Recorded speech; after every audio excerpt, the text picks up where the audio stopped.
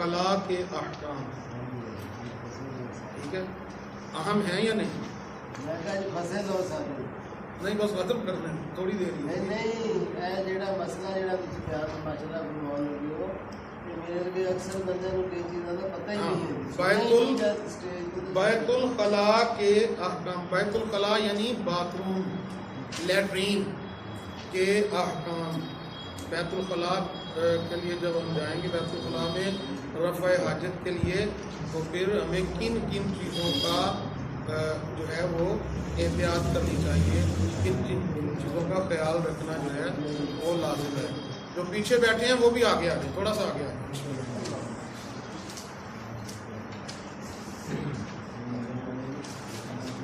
इंसान को चाहिए कि जब वो बैतुल खला में रफ़ा हाजत के लिए जाए तो अपनी शर्मगाहों को, खा वो मर्द है खा वो औरत है, हर उस इंसान से बचाए, महफूज रखे कि जो बालिग हो, आकिल हो, मुमय्यज़ हो। मुमय्यज़ यानी कि वो बच्चा जो बालिग ना भी हो लेकिन वो तमीज़ रखता हो अच्छे और बुरे की। ठीक है जी, उनसे वो अपनी शर्मगाह को, यानी आगे और पीछे दोनों तरह की शर्मगाहों से, अच्छा यहाँ पे आपने इस पर हंसना नहीं है, ये मसाइल जो हैं वो बहुत ही ज़रूरी है। आज अगर आप इसको मजाक में उड़ा देंगे तो फिर आपकी जो है वो समझ में नहीं आएंगे और आपके लिए मुश्किलात पैदा होंगी।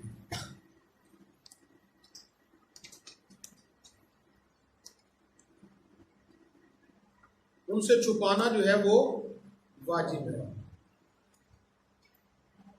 और खा वो महरम ही क्यों ना, मसलन माँ है, बहन है, बेटी है, बाप है, उनसे भी आपने अपनी शर्मगाहों को जो है वो बचाना है, छुपा के रखना है।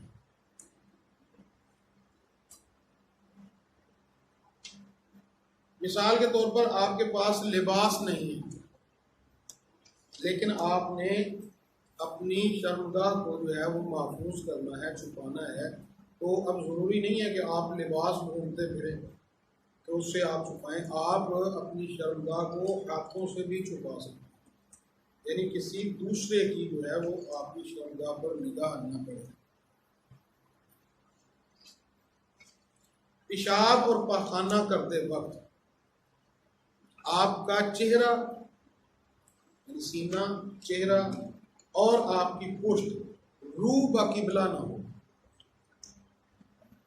यानी पेशाब या पखाना करते वक्त आपको इस बात का ख्याल रखना चाहिए कि आपने किबला की तरफ मुंह करके नहीं पेशाब या पखाना करना, नहीं करना। और अगर आप रुख अपने चेहरे का नहीं कर रहे किबला की तरफ, खाने काबा की तरफ, तो आप उसकी मुखालिफ समत कर रहे हैं, तो मुखालिफ समत करने से आपकी पुष्ट जो है वो किबला की तरफ है। ये दोनों चीज़ें जायज़ नहीं, ना तो आप किबला की तरफ मुंह करके पेशाब या पखाना रफ़ा हाजत कर सकते हैं, ना ही आप अपनी पुष्ट, अपनी कमर जो है, अपनी पीठ जो है वो किबला की तरफ करके पखाना कर सकते हैं, पेशाब पखाना कर सकते हैं। 4 जगहों पर रफ़ा हाजत हराम है, लिख लीजिए। 4 जगहों पर लिखिए, 4 जगहों पर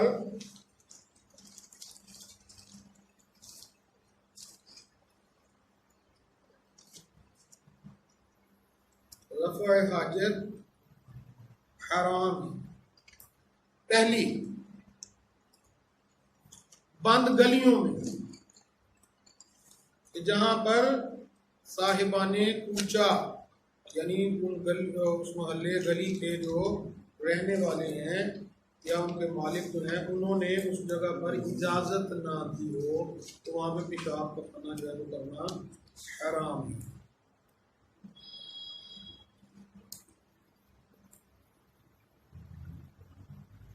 लिख लिया। दूसरा, किसी शख्स की ज़मीन में जहाँ पर उसने रफ़ा हाजत के लिए इजाज़त ना दी हो, तो ये फसलों में हम बैठ जाते हैं, इजाज़त की लोड़ ही कोई नहीं। करते हैं ना, ये मसाइल देखिए हमारी ज़िंदगी में है, ये हम अक्सर अंजाम दे देते हैं, ठीक है ना जी। यानी एक किसी की ज़मीन में किसी की फसल पे जो है वो हम वहाँ पर बैठते हैं, तो अब उसके मालिक ने उसकी इजाज़त नहीं है, गाड़ी में सफर में हमारा रोक के जो है वो किसी के नीचे फसल रोक करके जो है वो पेशाब कर लिया, वो इजाज़त उसने नहीं दी हुई, तो आपका वहाँ पे पेशाब या पकाना करना हराम है। उन मकामात पर कि जो मकामात ख़ास चीज़ों के लिए या ख़ास लोगों के लिए मखसूस किए गए हैं, मिसाल के तौर पर मदारिस, ठीक है, खानकाहें, यूनिवर्सिटीज, कॉलेजेस, स्कूल्स, जो मखसूस किए गए हैं सिर्फ स्कूल में पढ़ने वाले स्टूडेंट्स के लिए, तालिब इल्मों के लिए, मदारिस में पढ़ने वाले बच्चों के लिए, असातिज़ा के लिए, वहाँ पे भी आप जहाँ पे इजाज़त नहीं है मखसूस मकामात में है, वहाँ पे भी आप भाग के ना दरवाज़ा खुला है जाके वॉशरूम में जाए अपना काम कर लिया, तो वहाँ पे भी आपका, हाँ वहाँ पे अगर कोई मौजूद है तो आप उससे इजाज़त लेंगे, अगर वो इजाज़त देता है तो वहाँ पे आप अपना वो रफ़ा हाजत कर सकते हैं, वह इल्ला हराम है। चौथा, मोमिनीन की कब्रों के पास, कब्रिस्तान में गए ना, वहाँ पे पेशाब आ गया बड़ा तेज मिला, तो वहाँ पे कब्रों के पास ही कर बैठ के जो कर दिया, जबकि इस फेल से उनकी कबूर की बेहुरमती होती है। थोड़ा सा फासले पे आप ज़रा चले गए हैं, ठीक है ना, तो वहाँ पे आप कर सकते, लेकिन कबूर के पास कब्रिस्तान के अंदर जो है वो नहीं कर सकते, हराम है।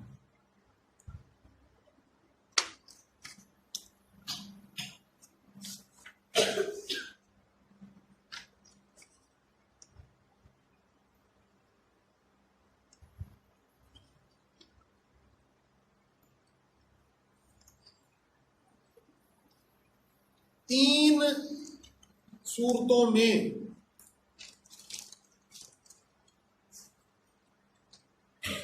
मकामे पाखाना फ़कत और फ़कत पानी से पाक होता है। ये आपने पाखाना किया है तो निजासत का जो मकाम है, पाखाने का जो मकाम है, वो तीन सूरतें ऐसी हैं कि जहाँ जब आप पाखाना करेंगे, अगर उन तीन सूरतों में से कोई एक सूरत आ जाए तो फिर वहाँ पे आप पाखाना जो है वो सिर्फ पानी से ही पाक करेंगे, पानी के बगैर जो है वो पाक नहीं हो सकता। पाखाना आपने किया है, पहली सूरत ये है कि पाखाना आपने किया है तो पाखाने के साथ कोई और निजासत जो है वो खारिज हो गई है, मसलन खून हो जाता है।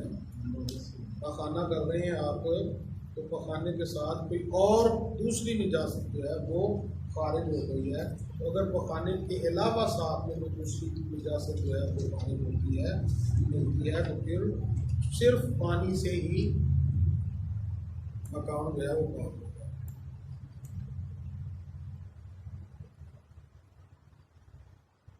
पकाने के साथ कोई बैरूनी निजासत जो है वो लग गई, यानी मकाम पकाना के साथ कोई बैरूनी बाहर से कोई दूसरी निजासत जो है वो लग जाए तो फिर वो भी पानी के साथ ही पाक होगी।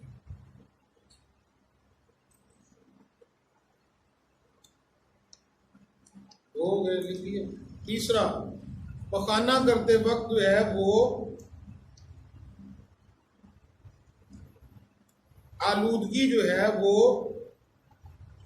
काफ़ी फैल जाए, मकाम मखसूस से काफ़ी ज़्यादा जो है वो फैल जाए। मिसाल के तौर पर कोई ऐसी सूरत है कि आपकी तबीयत ख़राब है, मोशन लगे हुए हैं, तो उससे जो है वो आलूदा ज़्यादा जगह जो है वो हो जाती है मामूल से आपके, तो फिर वो पानी की ज़रूरत है, वो पानी से ही वो चीज़ जो है वो पाक। अगर नॉर्मल आप खाना ही कर रहे हैं, पानी नहीं है आपके पास, तो फिर आप कपड़े के साथ, मट्टी के ढेले के साथ जो है वो पाखाने की जगह जो है वो साफ कर सकते हैं। लेकिन उसके लिए ज़रूरी है कि अगर आप कपड़े के साथ करेंगे, ये जो 3 सूरतें बताई हैं, इसके अलावा नॉर्मल जो पाखाने की जरूरत होती है तो उसमें जो है वो 3 हिस्से करेंगे आप, 3 टुकड़े लेंगे आप। अगर कपड़ा है तो उसके 3 टुकड़े लेंगे, अगर मट्टी का ढेला है तो उसके 3 टुकड़े लेंगे, उन 3 टुकड़ों के साथ। और अगर वो 3 टुकड़ों से सही तरह जो है वो साफ निजासत नहीं हो रही, तो फिर आप अगर चौथा टुकड़ा लेंगे तो फिर आप चौथे को भी फिर 6 में तकसीम करेंगे, 4, 5, 6, 3 मजीद लेंगे, कपड़े के टुकड़े हों या मट्टी के टुकड़े हों।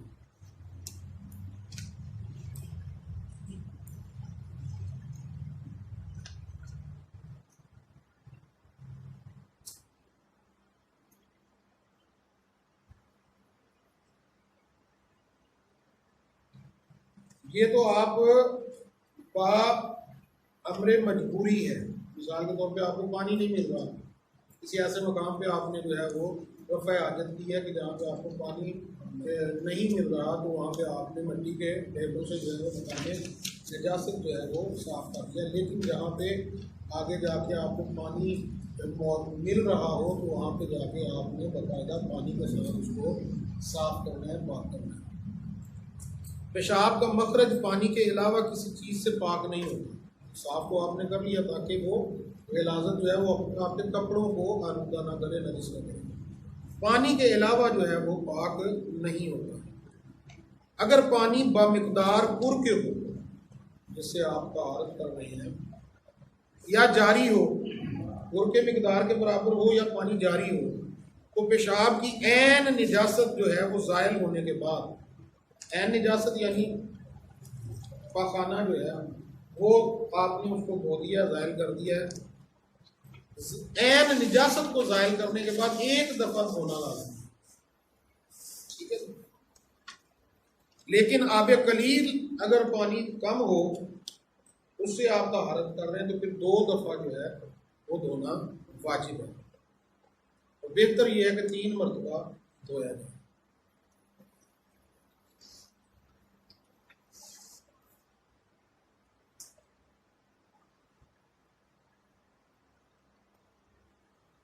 पाखाने के मखरज को ऐसी चीज़ से कि जिस पर मिसाल के तौर पर कोई मुकद्दस हुरूफ लिखे हों, अस्मा लिखे हों। मिसाल के तौर पर कोई चीज़ नहीं मिली तो अखबार पढ़ा है आपने, अखबार उठा लिया, तो हो सकता है उस पर कोई आयत कुरान लिखी हो, परवरदिगार आलम का नाम लिखा हो, अस्माए मोहम्मद अहले बैत मोहम्मद अलैहिस्सलाम लिखे हो, तो उससे जो है वो साफ़ करना। अगर उस पर ऐसे कोई अस्मा लिखे हो परवरदिगार का, तो उससे साफ़ करना जो है वो हराम है।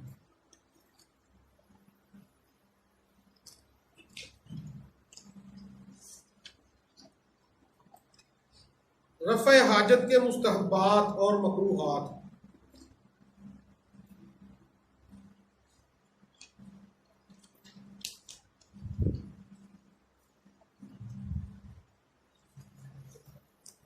मुस्तहबात और मकरूहात देख लिया। हर शख्स के लिए मुस्तहब है, हर शख्स के लिए मुस्तहब है कि वो ऐसे मकाम पर बैठकर रफ़ा हाजत करे जहाँ पर उसे कोई दूसरा देख ना रहा। ये मुस्तहब है। लिख लो। हर शख्स के लिए ऐसे मकाम पर बैठकर रफ़ा हाजत करना जरूरी है कि जहाँ पर उसे कोई दूसरा देख ना रहा हो। बैतुल खला में दाखिल होते वक्त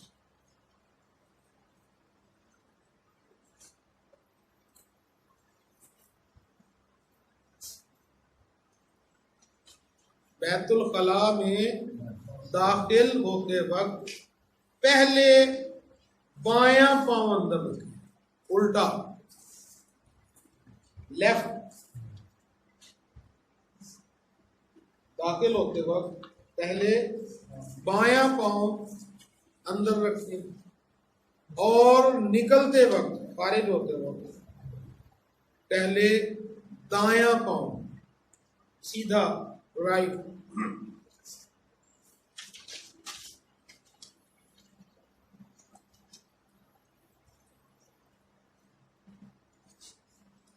ये भी मुस्तहब है कि जब आप रफ़ा हाजत के लिए बैठें तो अपने सर को ढांप के रखें।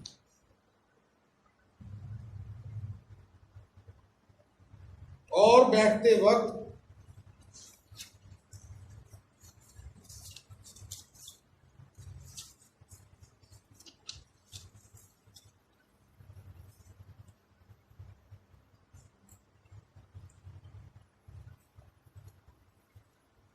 सर को ढांप कर रखिए और बैठते वक्त अपना जो वजन है, बैठते हुए जो वजन होगा, जो बोझ होगा, वो बाएं पांव पर रखें। यानी वजन जो है वो बाएं पांव पर डालें।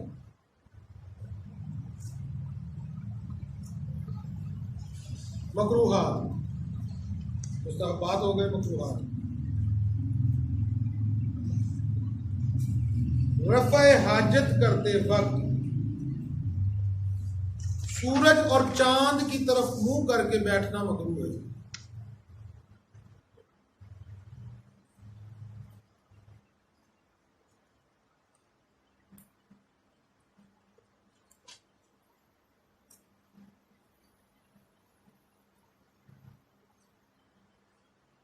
लेकिन अगर अपनी शर्मगाह को किसी चीज से ढांप ले तो फिर कोई हर्ज नहीं।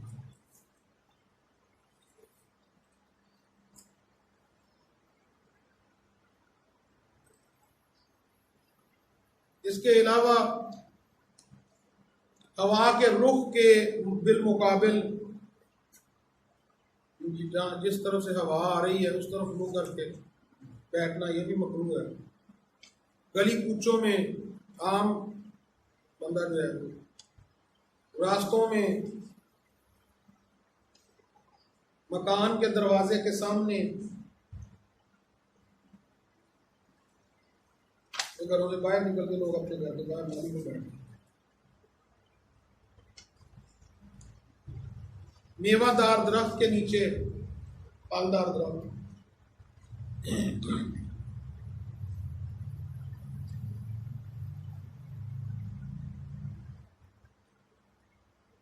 इस हालत में, रफ़ा हाजत की हालत में खाना पीना, यानी बैठे हैं और साथ में काफी भी रहे,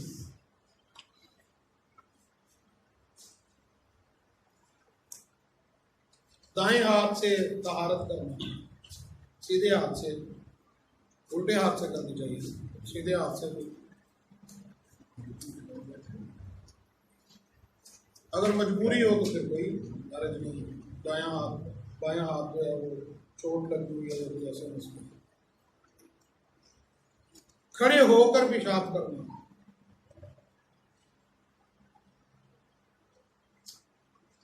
सख्त जमीन पर, यानी जो पेशाब को जज्ब नहीं कर रही,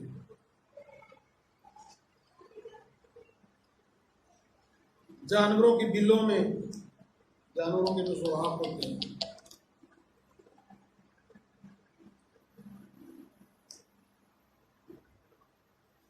और साकिन पानी में, यानी पानी ठहरा हुआ, रुका हुआ, उसमें खड़े होकर भी पेशाब या बैठ कर पेशाब करना है।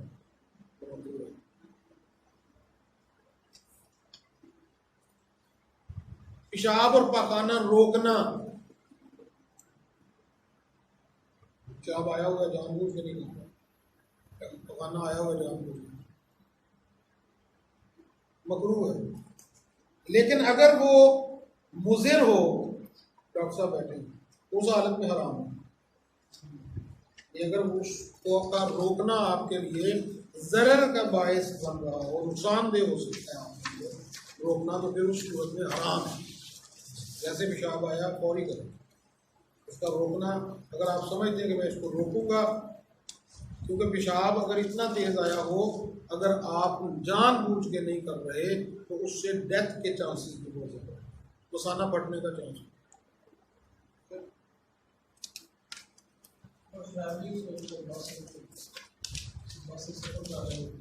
वो तो मजबूरी बन गई ना। अगर आपको इतना तेज आ गया है कि आप ड्राइवर से कहें कि वो रोक दे गाड़ी को, तो कर सकते हैं। नमाज से पहले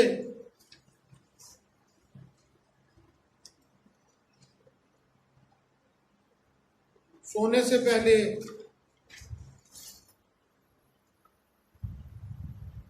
मुबाशरत करने से पहले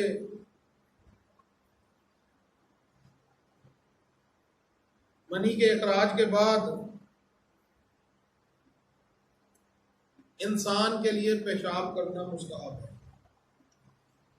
अब नमाज का वक्त हो गया, वुज़ू करते हैं नमाज के लिए, पहले मुस्तहब है कि आप पेशाब करें। हो सकता है नमाज के दौरान आपको आ जाए, आपको डिस्टर्ब करना शुरू कर दें। अब आप नमाज भी पढ़ रहे हैं, नमाज छोड़ नहीं सकते, खुदा ना खासा आप रोक नहीं सकते, तो आपको पेशाब निकल गया, कपड़े का नहीं हो सकते। लिहाजा वुज़ू से नमाज पढ़नी है, वुज़ू करना है। वुज़ू से पहले मुस्तहब है कि आप पहले नहीं भी आया तो आप चले जाएं, आ जाएगा कर लें, ताकि दौरान नमाज आपके लिए किसी किस्म की कोई डिस्टर्बेंस नहीं हो। सोने से पहले मुस्तहब है, बिस्तर पर सोने के लिए जा रहे हैं तो पहले आप पेशाब करें, वुज़ू करें। वुज़ू करने के बाद आप आके बिस्तर पर सोएं, इस्तराहत करें। आपका सोना बावजूद हो, ये सारी रात की इबादत। मुबाशरत करने से पहले, उसके बाद पेशाब करना, ये सारी चीज़ें जो हैं, ठीक है। तो आखिर